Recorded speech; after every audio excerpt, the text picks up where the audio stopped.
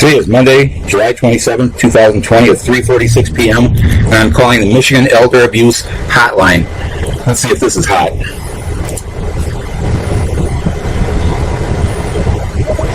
Welcome to Michigan Centralized Intake, a 24-hour hotline to report the abuse, neglect, or exploitation of children and vulnerable adults.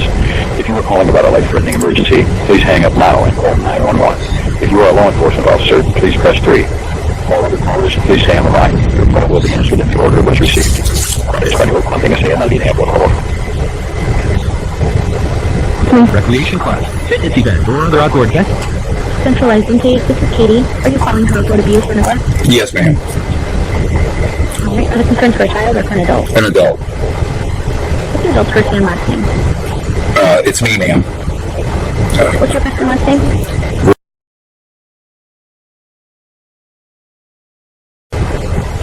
What's your date of birth, Richard?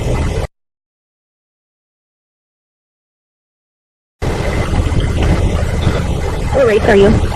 I prefer not to say. What is your marital status? Divorced. What's your phone number? Can I give you two of them? I'll give you a good one. A primary is 810. Okay. And a cell would be 810.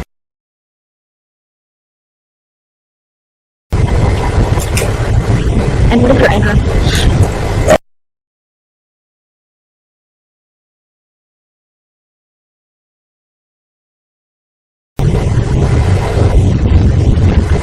Alright, what's going on today? Ma'am, can you report Lapeer County abuse? I'm a 68-year-old disabled senior citizen, and I'm being physically and financially abused by Lapeer County government. What governmental agency? Well, it's a long story. It's DHHS. Lapeer County charged me for driving my vehicle a block because I was out of water for 5 days. They charged me 15 years to life, and I've been fighting this case. So that was on September 8th, 2019. 8 days after I filed a gross negligence abuse complaints against 6 Almont police. They set up a trap. They ambushed me. They said I attacked 2 police, and so now I'm facing 15 years to life on a case that's dragged on in defiance to habeas corpus.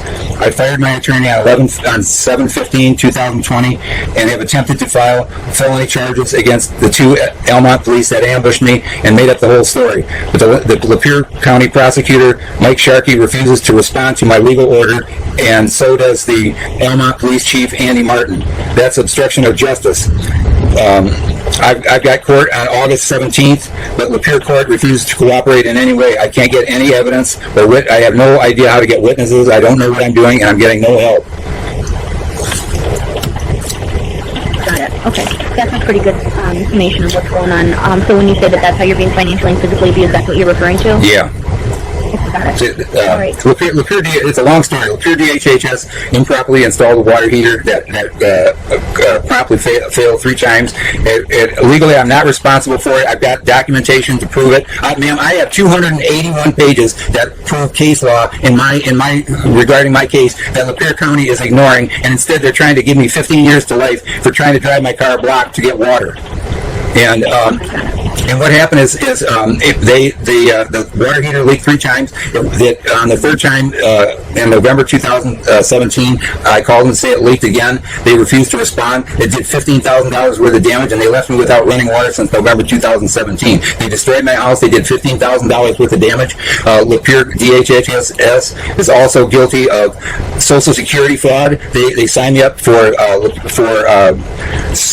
Part B against my will. I asked them over and over, do not sign me up. They signed me up for it, and I'm paying $147 a month for Part B that I never wanted. In June of 2018, I talked to Social Security, and they told me that I could, if I come down to the Port Huron office, I could file a complaint against DHHS workers and get all my money back. And I went to DHHS and I asked them for transportation under ADA, Americans with Disabilities Act, right for transportation to access public services, which includes court and also Social Security. They denied me transportation to through either court or Social Security, so I couldn't get that resolved. They've been denying federal constitutional, federal federal constitution, state constitution, federal law, state law, civil rights law, and Americans with Disabilities Act civil rights laws. All right, Richard, I think I have everything in here then. Is there anything else I can help you with?